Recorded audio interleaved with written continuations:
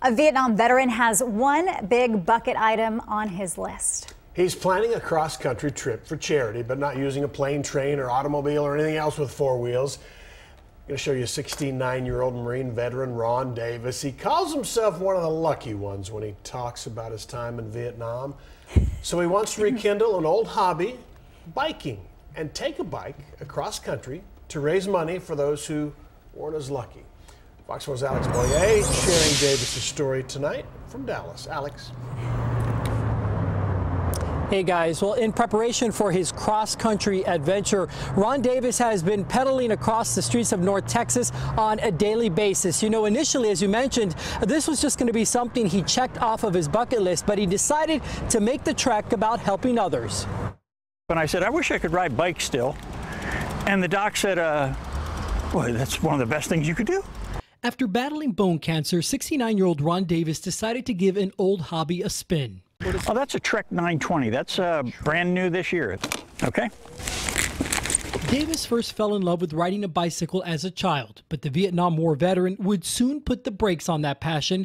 Davis joined the U.S. Marines and went overseas. I learned to be tough, and I learned discipline, and I learned how to overcome adversity. Davis managed to leave the war unscathed. He knows he's one of the lucky ones. And I thought I could use my ride to raise funds for the wounded warriors. So last year, when Davis decided to check an item off his bucket list, a solo cycling trip cross-country, he decided to do it for a good cause.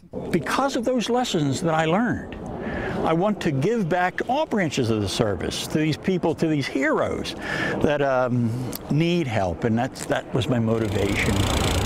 On March 31st, Davis will ride his bike from San Diego, California to Ocean City, New Jersey. All of the money he raises for the trip will go directly to the Wounded Warrior Project. In case you're wondering, it's about a 3,000-mile trek. All my peers think I'm insane. They're probably correct, but they thought that before the ride. Davis has been training since last October, averaging 80 to 100 miles a day. There's no runner's high. No, there's a sore butt and sore legs. His plan is to stop at state parks and RV sites along the way, pitching a tent he carries on the back of his bike. I just can't wait to get started. And with an exciting journey on the horizon, Davis plans to savor every moment, knowing what good it could do. 10 to 12, there's no hurry. I'm retired.